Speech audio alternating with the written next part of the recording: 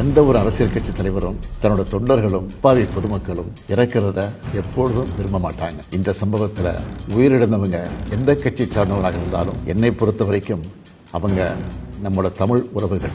எனவே சோகமும் துயரமும் சூழ்ந்திருக்கக்கூடிய இந்த நிலையில் பொறுப்பற்ற முறையில் விஷமத்தனமான செய்திகளை தவிர்க்கணும்னு கேட்டுக்கிறேன். சிஎம் சார், உங்களுக்கு ஏதாவது இந்த பழி வாங்கணும் அப்படின்ற எண்ணம் ஏதாவது இருந்துச்சுன்னா என்ன வேணாலும் பண்ணுவேன். அவங்க மேலே கை வைக்காது. நான் ஒன்றும் வீட்டில் இருப்பேன், இல்லை நான் ஆஃபீஸில் இருப்பேன். என்ன வேணாலும் செய்வேன்.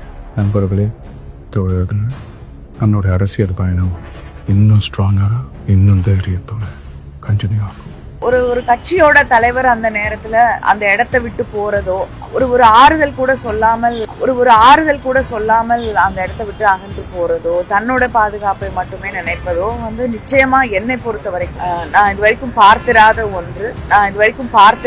ஒன்று.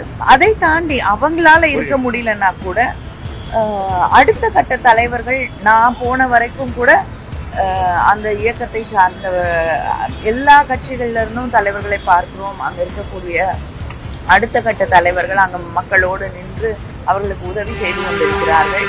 திராவிட முன்னேற்ற கழகத்தில இருந்தும் அங்க இருக்கக்கூடிய தொண்டர்கள் மக்களுக்கு உதவி செய்து கொண்டிருக்கிறார்கள்.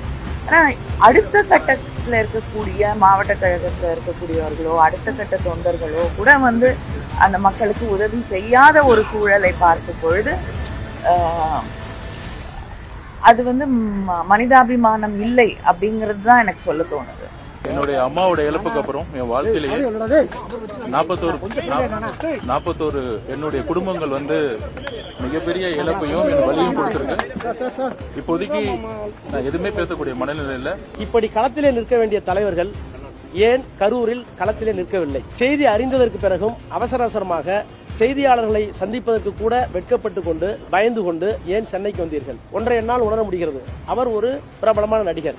அவர் இருந்தால் மீண்டும் கும்பல் கூடும். எனவே அவர் திருச்சியில் தங்கிக் கொண்டு இப்போது ட்விட்டர் போடுகிறார்களே, இப்போது கூட இருக்கிறார்களே, அந்த தலைவர்கள் எல்லாம் ஏன் போய் களத்திலே நின்று அவருடைய காயத்திற்கு மருந்து போட்டு இறப்புக்கு நிவாரணம் கொடுத்து அவர்களுக்கு ஏன் ஆறுதல் சொல்லவில்லை?